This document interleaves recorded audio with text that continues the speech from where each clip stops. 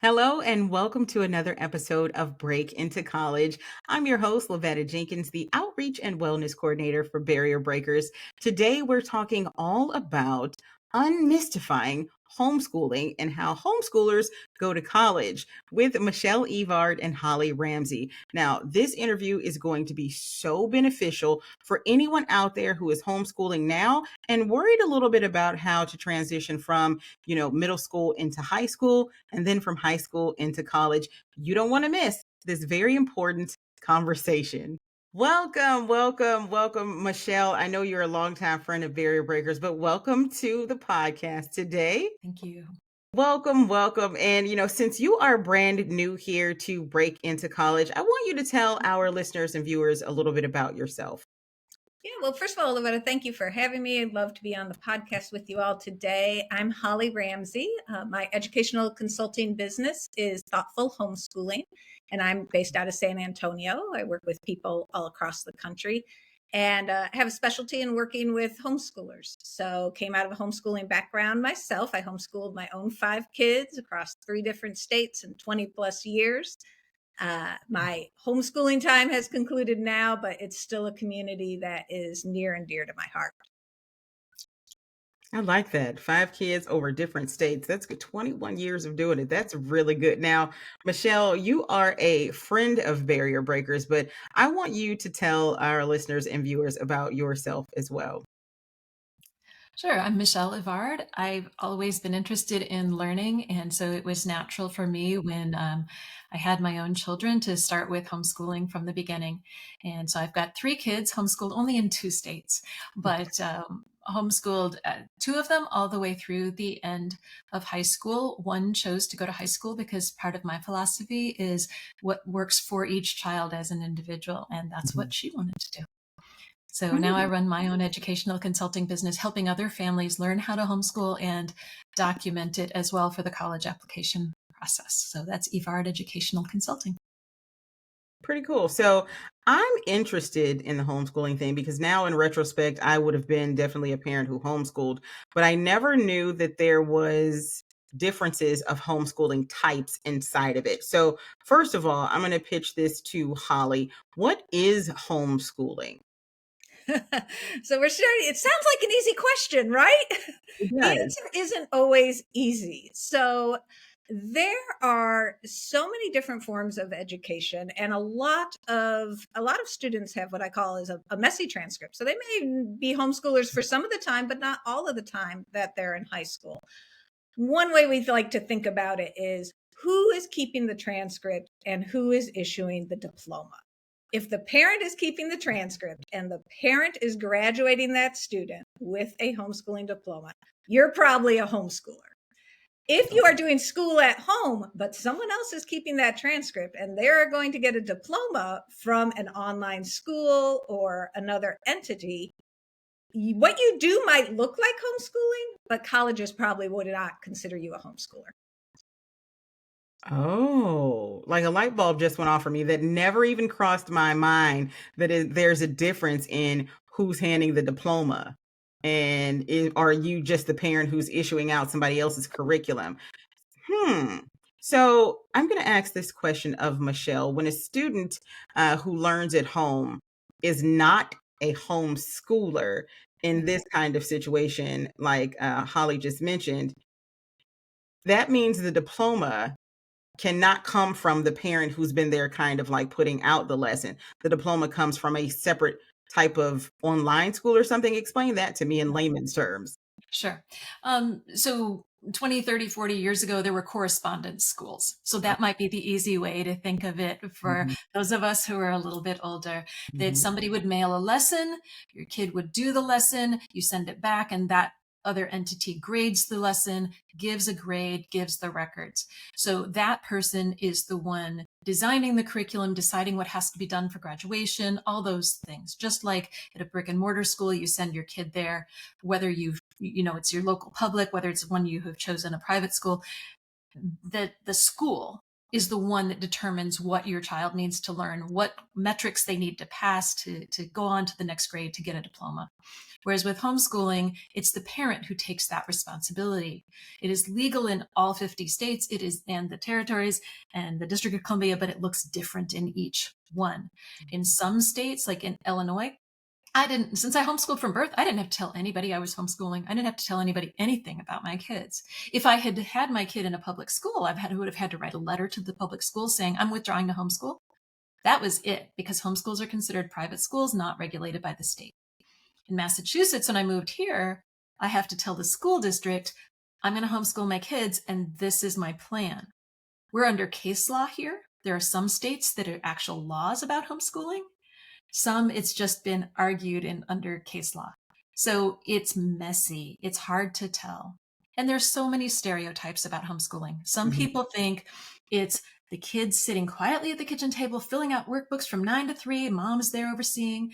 And some people think there's kids running half naked through the woods with sticks, right? Unsupervised. Could it be either of those? Sure. Is it typically? No. There is a wide range of what people do. And if you think about it, our kids learned from the moment they were born. We were there guiding, supporting, and helping. Homeschooling can look like that too, just continuing on through the years.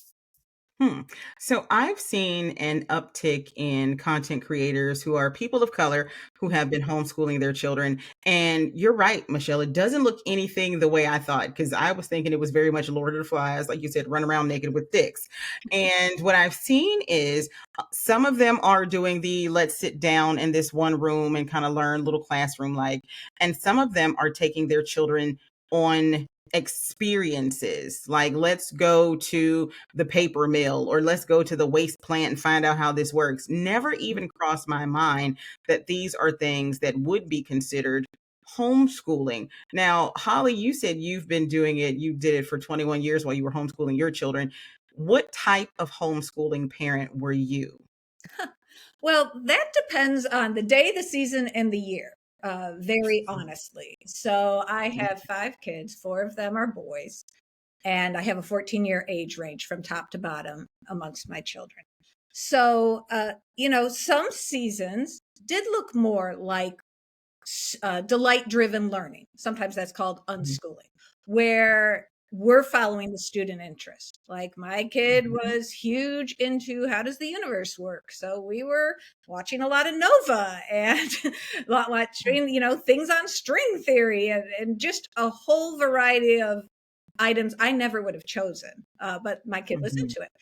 Other times there were things that, really did need to follow a scope and a structure. So like in our house, that was math. I think there are certainly ways you can unschool math. We did not. We always had a scope and a sequence for math, and we followed that along. But I think what I found in my homeschooling was, early on, I think I was more interested in knowing all the philosophies and maybe putting a name on what I was doing. I wanted to call myself, Charlotte Mason or, unschooling, depending on what the season was. And what I learned as I went along is that I truly am all of them. It depends on the kid, the season, and the need. So some things we did very structured, some things we did very unstructured, but always with an overarching view toward what is the goal. And then maybe I didn't have a daily goal. That was usually, I held that pretty loose, but I usually had a quarter, semester, or year goal of where did I want this kid to be as a writer at the end of an academic year? And we tried a lot of different things. Some worked, some didn't, to reach that, yearly goal. I used my yearly goals to kind of help me break down what I wanted to do more in the quarters, months, and weeks. I like that thought plan. Now, Michelle, got to bring it over to you. You have 3 children. What type of homeschooling mom were you? Well, I was following the child-led learning philosophy where I'm looking at each child as an individual and what are they interested in at the time? What are they capable of at the time? A lot of kids in the gifted or twice exceptional community are they develop asynchronously. This is one of the big characteristics. A lot of people think, oh, smart, academically smart. Not necessarily, but there can be this asynchronous development where a child is like, say they're 5 years old and they're able to read things that 10 years old read, but they're not ready emotionally, right? Or they're fascinated by this, but that scares them, where other 5-year-olds think it's fun, right? So there's this kind of looking at each individual at each moment in time and seeing what's right for them. So I very much followed, I mean, I always read to my kids. My kids love to be read to. They love to build. They love to create. Oh my word, going to a museum, one of my kids read every sign and every little, whether it was an art museum or a zoo, every sign. Right. So they were learning, they were naturally wanting to learn. And I can't tell you how many times we were driving along and somebody would ask me a question and I'd be like, I don't know. Let's look it up when we get home. And I try to tell parents, homeschooling doesn't mean you know everything. This is not like in a school where the one teacher is the one authority and all these 20 kids or 30, 40 kids, however many are in the classroom, are learning everything from that one person who has to know everything in advance. It is not only okay, it is wonderful to tell your kid, I don't know that. Let's learn more about it. My son played I had twins, and so I was really busy with the younger kids when the older one was 3 or 4, and he was on the computer, and he came to me and he said, "Do you know how to spell vermilion?" Like, I don't know what vermilion is. What do you mean? Which 2 colors do you blend to do vermilion? He's talking about tertiary colors. So the kids, you provide all this information, and they can learn and teach you as well. I like that. As they got older, things changed because they have bigger goals. And so when we approach the high school age, that's when a lot of us can get kind of scared when you're homeschooling, because it's like, oh, somebody's going to judge what I did with my kid, and they're going to determine if my kid's ready for college. Right. So at that point, we were talking more with the kids about what are your long-term goals? Now let's figure out back how to do that. And that's for us when math came in more formally, because my kids played with math from too young, they're not too young, but younger than you would expect. We did fractions before they were school age. We didn't wait till 3rd grade to do fractions because we were baking. Right. But once it got to high school, it was more like, how do you want to learn these things? And sometimes that was, they wanted to learn how to, we used to play Mad Libs, and they wanted to learn parts of speech. So they're like, what is this graphing sentences? So I got a book called Analytical Grammar, and we graphed sentences together for a while because my kids wanted to. Isn't that bizarre? Yeah. But, that student-led learning is probably one of the best things you can do, because nothing is worse than being forced to learn something that you don't care about. And you mentioned, once you get to high school, that's when like the goal and the planning comes in. And I'm gonna ask this question of both of you because you may have had different experiences with it. So Holly, I'll go to you first. What in your experience is different for a homeschooling student who's preparing to enter into that college application process? Because to me, it would seem scarier if we've never been in that kind of territory. But what's the difference between homeschooled and your experience with anyone else who may have had, traditional high school experience? Yeah, so that's a great question. And like with most parenting, I think most parenting is a funnel, right? And when our kids are little, that funnel is really narrow. We control the choices, we control the options. As they get up into high school, now we're broadening the funnel. So I think what a lot of homeschoolers find at that point is that you are probably having some more outside teachers for your kids. And that can look a lot of different ways. That could be a homeschool co-op. That might be some dual enrollment, which my own children did that. It may be that in some states you can enroll part-time at the local public high school. And so maybe you do your AP Chem at the local public high school. Some states do allow that. So I think once you get to high school, there tend to be a lot of other voices that begin speaking into your child's education. It doesn't have to be that way. Some people keep it all in the home or a very small circle throughout the entire time. But I think as you move toward high school, a lot of homeschooling parents find they move more from teaching to facilitating. And they are sort of the air traffic controller as their kids are layering in these broader and broader experiences, which could be apprenticeships, internships, jobs, whatever. And then, the challenge comes in, well, how do you document that? And that's why Michelle and I wrote a whole book, because we realized homeschool parents need help in documenting that. And I'm sure we'll get into that, but I'm interested in Michelle's answer to the question. So, Michelle, that is right. Same thing. I was coming right to you. What, in your opinion, was the difference? Because I believe you had a child one went to traditional high school and one chose to stay in homeschooling. What was that application process like for you and your household? Well, like Holly said, we can have other mentors. I had somebody else. I was not the educational consultant for my own kid. I had somebody else work with them on the essays and the application process. But one of the important things for a student to communicate is often why they chose this and that they are ready for college. And it's not just academic readiness, but it's social readiness. So especially the students I work with who have come out of school for some reason, whether it was lack of rigor, they didn't have enough math classes for me, I was ahead of that, or it was I have a learning difference and they weren't supporting me, whether it was social anxiety, pandemic related, illness related, bullying, whatever it was. Why are they ready now to go into the college environment? Because if they have rejected the system, which is the only thing all homeschoolers have in common, the system didn't serve them at some point, right? If they're not in a system at that point, why are they ready to be in the higher education system now? So if a student or their parent or both can communicate that in the college application process, that the student is ready and eager to be in the college environment, I think that's an important difference. I like that. I like that. If Go I ahead. could just add in too, I think one thing we have noticed, both in our time in the homeschooling community and definitely both in our consulting practices, is that parents get very scared about their homeschooler in the college admission process because it is new and different to the parent. It is no longer new or different.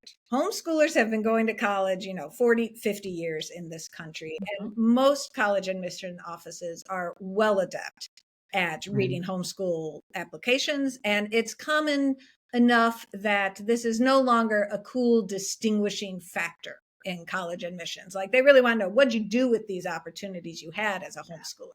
The fact that you're a homeschooler does not set you apart in today's day and age. That's good to know. And I don't think I'd ever thought of that they've been homeschooling for 40 and 50 and beyond years and going to college. Never even thought about that. But when you think about that and going to college and transcripts, and like you said, that gets to be a little scary for parents. How do students show the objective rigor and college readiness if they've only been homeschooled? How do you show that in a homeschool application when it's time to apply for college? Really depends on how they've homeschooled. So for a lot of families, when I'm helping design the homeschool plan, we talk about, what do you want to do in different ways? What do you want to do one-on-one with a mentor or tutor? What do you want to do maybe in a college classroom on a community college campus, right? So if you've got, whether it's a standardized test, which I don't love in general, but that's one measure people use, right? You got a standardized test, you've got a grade on a college class. There are different ways that you can show rigor. Now, some of the families I work with are purely unschoolers. And one family I worked with, who the child finished during pandemic lockdown time and was unable to take the SAT because it wasn't available at that part, right? And this family had purely unschooled. They had not had any dual enrollment classes, anything like that. Well, we described carefully what they did do. And when you talk about the level of books, the number of books, the achievement that they've made, maybe they've done Khan Academy for their math, maybe they've done Duolingo partly, or they do something in that space to show what level their world language is. That can give another kind of validation just to know the level that the students are doing. Plus, if they get the offer of an interview, which a lot of colleges that do interviews will want to make sure they ask the homeschoolers, take the offer. talk to them. Because our homeschoolers, most of the time, they talk to people of all ages, and they're very comfortable in that setting. Talk to the admissions officer so that they get to see you as a real person who is very, very able to communicate well. Hmm. Now, Holly, would you like to add anything to that question? Well, I think what I would add is less from my own kids' experience, but more just from what we see in research. And what we see from the research about homeschooling is that, and Michelle does not love this term, but most homeschoolers are flexi schoolers, which means they are getting their instruction from multiple providers. So by high school, just over a majority are flexi schoolers. So then the question isn't really how do I prove rigor? The question becomes more like, how do I present this in a way that's going to make sense to a college admissions officer? Particularly, I think it's very typical. Michelle and I both see a lot of students who have, 4, 5, 6 or more different outside providers. So how do you streamline that into, one page transcript? And oftentimes that comes with you add a provider column and a key so that they can see this was taken at the local public high school. This was taken dual enrollment. These were in the home. So a lot of what we do in each of our respective businesses is just helping parents to create clear, concise, compelling documents that really give a full picture of what was going on and that are readable at a glance for an admissions officer. I like they got to be readable at a glance. Now, Michelle, you mentioned a phrase that has been the bane of my existence when it comes to education: standardized testing. Oh, Now, what is the role of standardized testing for homeschoolers compared to other applicants, especially when it comes to college admissions process? yeah, standardized tests. That's a whole soapbox we're going to try to avoid. But the grade inflation is real in high school in general, right? So parents, I had one to say to me, how can I give anything more than a C? A C is meets expectations, and I expect my kids to do their best all the time. Oh my word, right? This is not how you judge anymore, right? You have to say what is standard for a high school. Standard for high school now is so many students have 4.0s, right? Well, how do you say if mom is given or dad has given an A, what does that mean? Right? So if you can go do a standardized test and get a reasonable score on it, the admissions officer is like, oh, whew, yeah, okay. It's not just mommy grades, right? That mommy thinks everything the kid does is wonderful. So it can serve a role. I will say it can also be that it's harder and harder to get seats. Even SAT, when it's been given in the school, not on a school day in some regions, how do you get to go to the school on a school day? Some areas have it more accessible than others, but another thing that parents have to think about is testing accommodations, because we can naturally accommodate for our student who is dyslexic, is better at typing than at handwriting, is slower processing, or needs a quiet space or music playing, right? Test taking centers don't do that, right? They may allow extra time if a student has documented Yes. and the testing company has noticed and approved the documentation from a neuropsychologist that there is a learning difference. So that's one barrier. The next barrier is the school has limited number of seats to do those accommodations. So getting into the school to take the test can be harder.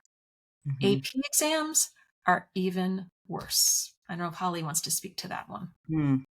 Well, homeschoolers can't always get an AP exam seat.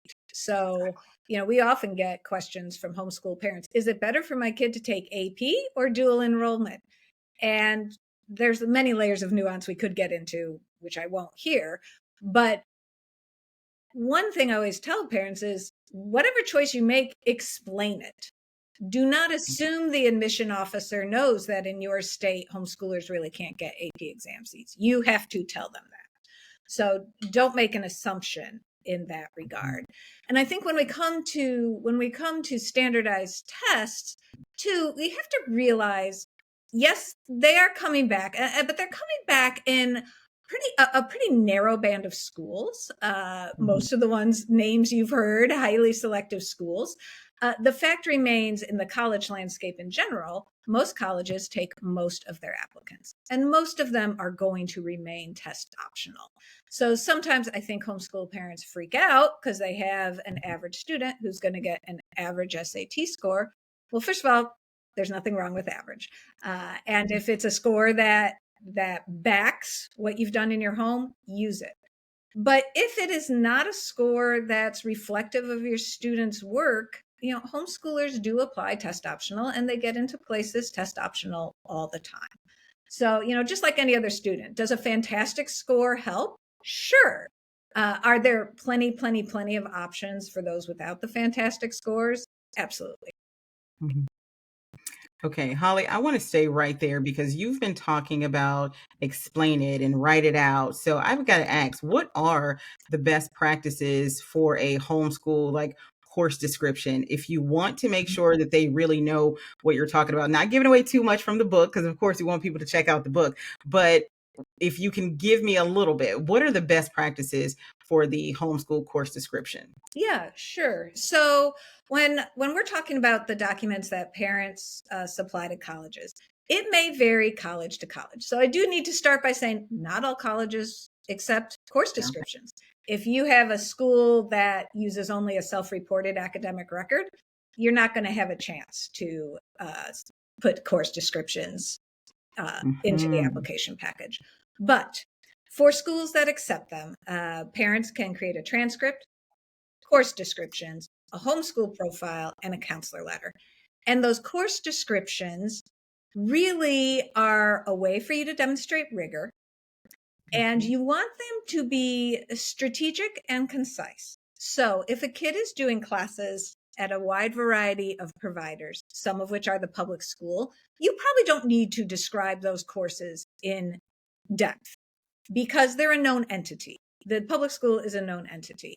However, if you have this wonderful English course that you kind of put together in your own home or with a small discussion group, and you did some cool debates, and you also wrote 3 6-page essays, and you read 12 works, you do want colleges to know that. So, concise. We have Michelle and I both have had clients turn in beautiful PhD dissertation level course descriptions. And you do have to keep in mind, okay, an application reader is reading an entire package, student side and counselor side, in maybe Mhm. 15 minutes, if they're being generous, 15, 20 minutes. Oh, okay. Or keep the main thing. It's got to be readable. You got to have really crisp visuals. So bullet points are fine. So their eye is trained in on what they need. But it is an opportunity to demonstrate that rigor and to explain the more interesting choices you made, which will always help your student. Okay. And Michelle, would you like to add to that as well? Yes, I want to say that I agree with what Holly said completely, right? And on the point, though, about some colleges have a self reported academic record, one, don't make your class descriptions so interesting that they don't convey them meaning, right? I had at a homeschool co-op, my kids were middle age at this point. There was a class on monkeys around the world. Well, it was a combination of geography and talking about primates. So there was real academic stuff there, but I don't want to see monkeys around the world on a transcript applying to college. Nobody's going to know what that means if all they see is the title. But the second thing is, I was visiting University of Washington one day, and the admissions officer giving the presentation to us said, we don't see kids' transcripts. And I spoke to them after. I said, I work with homeschoolers. Is there a way? He's like, oh no, we want to see your transcript. So tell the child to put, or the student applicant, right? Mhm. Put in additional information. Please see my homeschool transcript, and we will gladly accept it. So they would like to see the course descriptions packet with that. I bundle it with the transcript because that way it's there together. They did want to see them, even though standard practice was that they didn't want to see transcripts. They'd be happy to accept it from a homeschooler. So don't always assume that what's on the website is correct, because we've had, websites don't always get updated, and they're certainly not run by the same people who are making the decisions. So, if there's something that you feel that it's important, or your student feels it's important to communicate, reach out to that admissions officer and say, hey, I don't fit the mold. Do you want more information? I'm happy to provide it, and see what they say. Okay.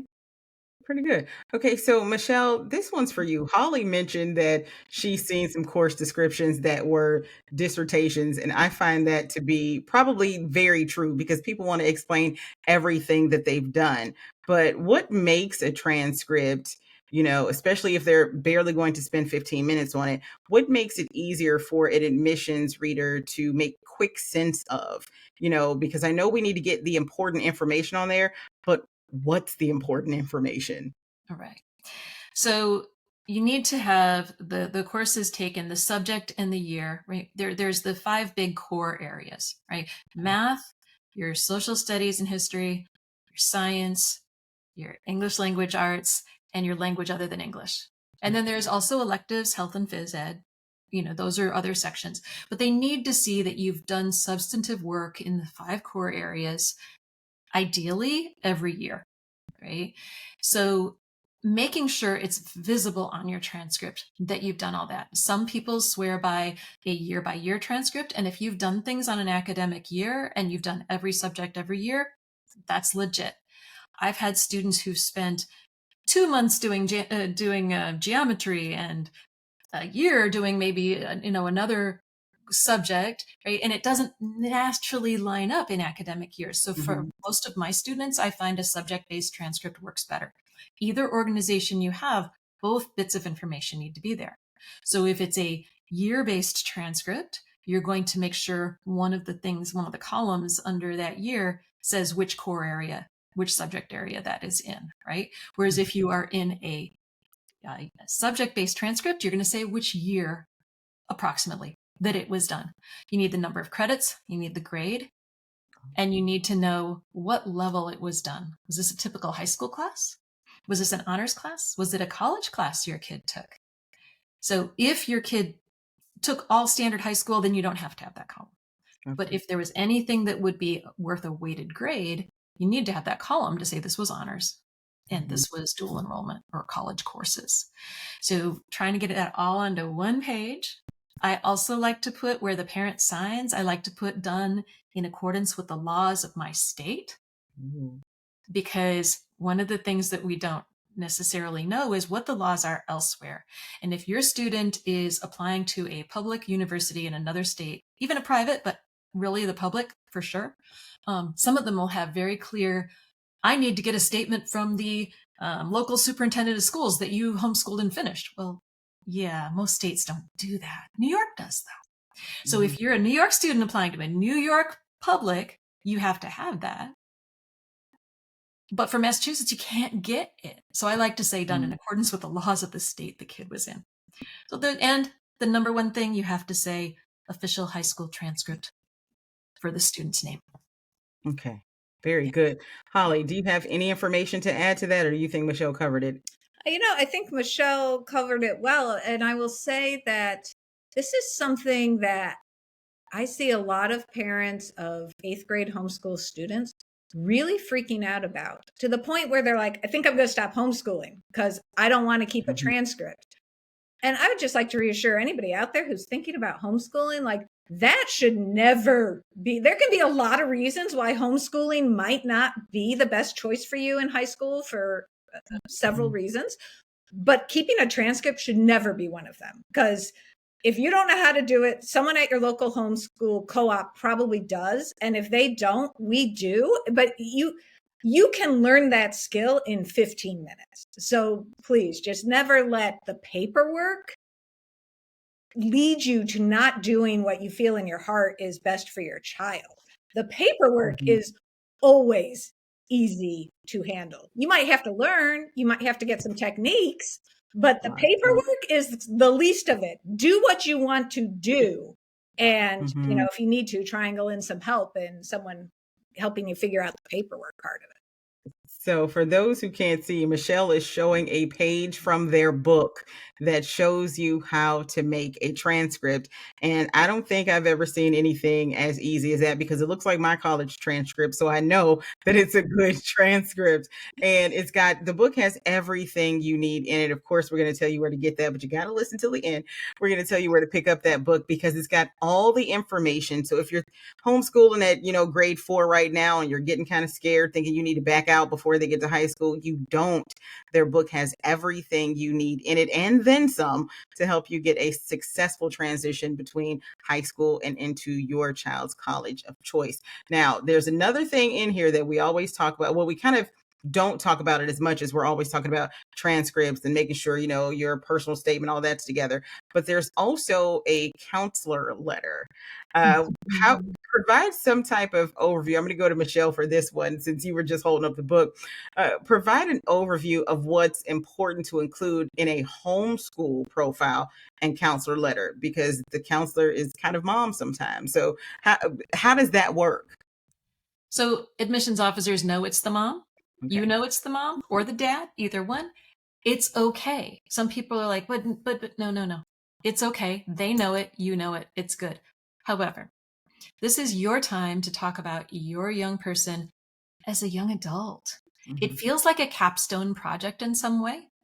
We have a chapter on the homeschool profile and a chapter on the counselor rec. So let me say this. The homeschool profile is a place that you would put maybe your philosophy for learning and your partners. Yes, they did some dual enrollment. Yes, they had something from a co-op that a local chemist taught a chemistry lab, right? Whatever it is, that can go in the homeschool profile. I have a lot of parents who are like, when my kid was 3, 6, 9. Hey, I was one of those parents. When I was doing my first draft, I'm like, oh, when he was 6, he said, I learn all the time. Yeah, but they want to talk about the kid as going to college, Mhm. right? So write your memories, write all that beautiful stuff, and then set it aside and write counselor rec. The counselor rec is for you to communicate who your young person is going to Mhm. be on a college campus. It's to answer any questions that they have after reading the transcript and all the other documents. I like to think of it as a FAQ, a frequently asked questions, right? What does this person need to know about your kid when they're considering them? Are they ready for college? One of my kids had a half a credit every year for speech and communication. That's not a normal. Sometimes you get a little bit of that in high school, but that wasn't normal. So I used the counselor rec to say, in 8th grade, my kid was Joe in a full length production of Little Women and got stage fright. And she was like, I do not, she went ahead and performed. I'm there with my friends. I'm going to perform. I'm going to do this. But she was like, I am not going to let this get in the way of my future career. So every year she did something more to Mhm. learn to put herself in positions where she would be up front, giving expositions, teaching other people, doing things. So I wanted to honor that in her transcript. She got credit for the Mhm. things she did. But on the counselor rec, I had a paragraph about why did she do this? This was what her goal was, and this is how she approached it, to show this kid has goals, she's resilient, she has the way to, a plan to reach a goal, she challenges herself, right? So you want to take those couple of strengths, this couple of things that really need to be communicated, and put it forward. If a child has been, switched out of a school for some reason, maybe they got lower grades sophomore year, and because they still have that school transcript that has to be included, Mhm. and you want to explain why. Another student I work with had 6 years of high school because for 2 years she was hospitalized and in and out of treatment for a very serious situation. So Mhm. the parent used that to say, why is her sophomore year covering 3 years? Because she was hospitalized and in and out of treatment, and she wanted to keep doing academics, but she couldn't do much. So she Mhm. did a little bit at a time. So that could come in the counselor rec, right? It's Mhm. that giving that context and presenting that young person as a young adult. It's emotional. Mhm. So, Holly, she talked all about the counselor rec, but I want to know from you, how is that counselor letter from a parent then considered? Do you think it's considered on the same level playing field as if it was, Mrs. Smith from, so and so high school, or is it taken a little bit differently because they know the student more intimately than the other? Yeah, it's a great question. And I think to answer it, really, I need to back up just a little bit because Mhm. it almost makes the assumption that there is the way school letters are read and there's the way parent letters are read. But I would say let's back up a little bit and look at those school letters, because you have schools where the counselor will not write a letter of recommendation. And I don't fault them when they have an alpha cut of 440 students and they are the sole counselor for those 440 kids. We are asking some public school counselors to do a superhuman job. So some of those public school kids, number one, aren't getting letters of rec. And compare that to, perhaps a private school with a very low student ratio where the counselor has 18 students and every student gets a 2-page letter in detail because that counselor has known that kid intimately across 4 years and knows everything about them. So there's a range of letters before you ever get to considering the homeschoolers, just because of what the landscape is. For homeschoolers, and I forget the school that said this, but I thought it was a fair point. They said our letters from homeschoolers are not read in an evaluative sense, but they are very much needed from an informative sense. So they are aware, obviously, that this is not a purely objective letter. I think broadly we could make some arguments that many counselor letters are not purely objective letters, but it is informative. So insight, nuance, context. Those are the things the admission reader wants to get from the homeschool parent counselor letter. And it doesn't matter that the parent thinks the kid's the greatest thing. Of course they do. But bring the insight, nuance, and context that admission officers need to understand the application. Awesome. So, Michelle, I gotta ask this question of you. What other, and I'm gonna come over there to you too, Holly, so be prepared. What other additional requirements in the application process might homeschoolers encounter that most people aren't thinking of? Because I haven't thought of this, but is there anything we left out? Well, we've got the counselor rec, the course descriptions, the homeschool profile, and the counselor letter of rec. Right? Did I say all 4 right?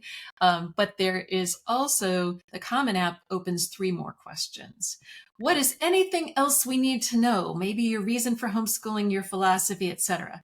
I love those. Anything we need to know, right? 1,000 words, up to 1,000 words. Then there is what is your grading scale, up to 1,000 words. And this question that drives me nuts these days, which is, has your kid ever taken a class with anybody else? Can you tell us every class they've taken from any other institution and how many times a week did it meet? And were there other students in the room and all of this? So it's like these days, I have students who could fill more than 1,000 words on that. So often I say, please, many classes from other providers, please see homeschool transcript and course descriptions. But they do ask these questions. And one thing it's important for parents to know is you can say, please see my course descriptions. Please, my grading scale is on the homeschool profile, but here it is in short order. The thing the parents need to do is just like students, when a student reads a prompt for an essay, it's like, what does the college really want to know?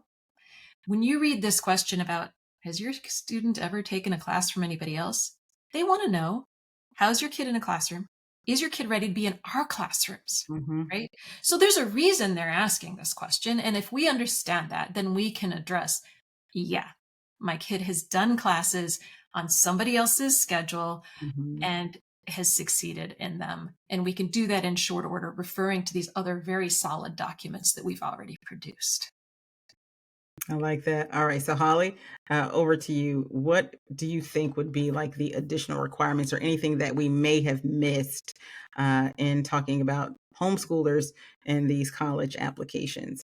Yeah. So, just occasionally, a college may have a requirement for a homeschooler. So, it's always worth checking. So, for example, these are few and far between, but there are schools that may be test optional, but are not test optional for homeschoolers. Those exist. So you do need to check that out. There may be schools where an interview is allowed or recommended, but is required of homeschoolers. So you do need to check that out as well.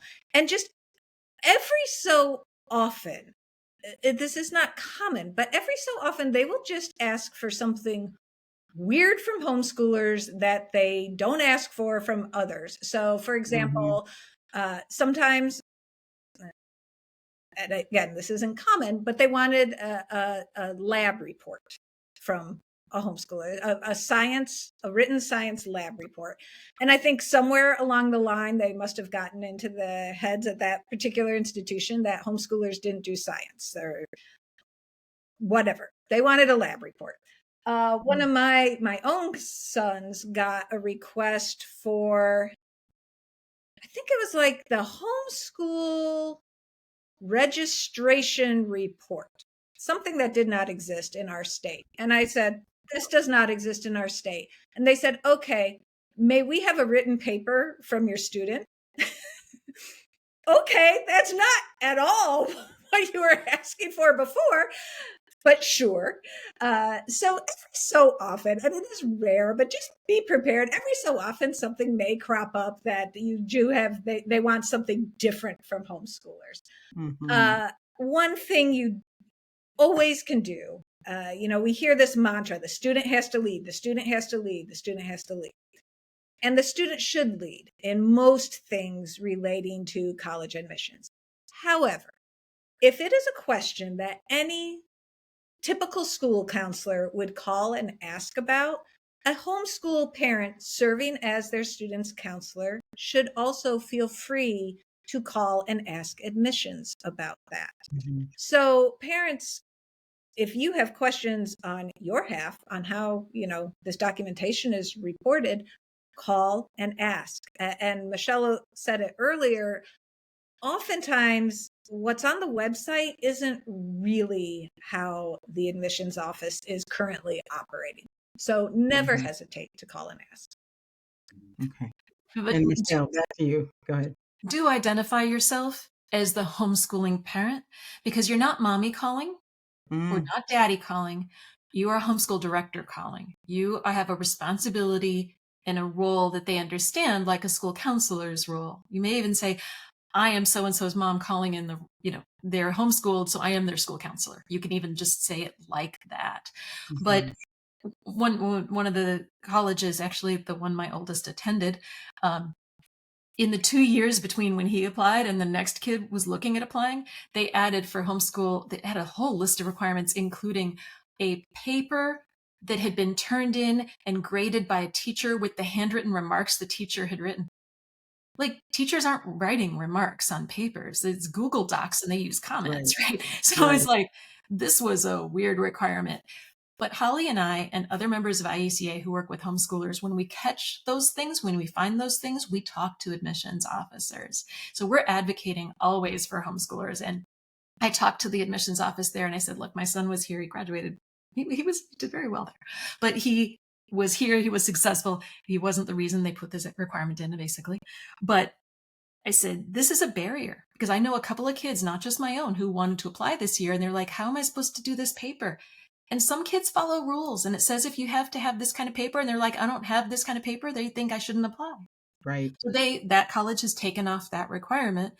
It's worth asking. If you feel like, oh, but I don't have that, you Mhm. may be able to ask and say, is there another way I can demonstrate that I have the skill, I have the ability? I just don't have a paper with a red pen marked all.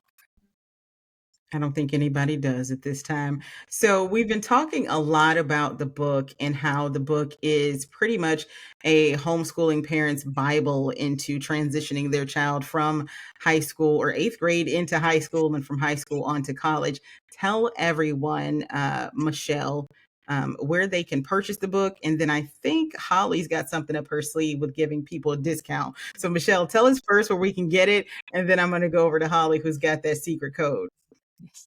The best place to get it is from our publisher directly, collegeunmazed.com.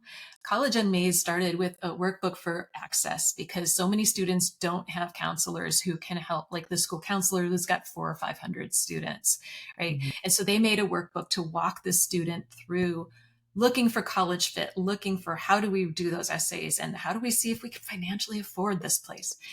And when we saw it, we both really appreciated it. And Holly reached out to the publisher and they're like, would you do a homeschool companion for us? So collegeunmazed.com, we're very happy to be part of their suite of books. Okay, and that's college mazed, MAZED.com.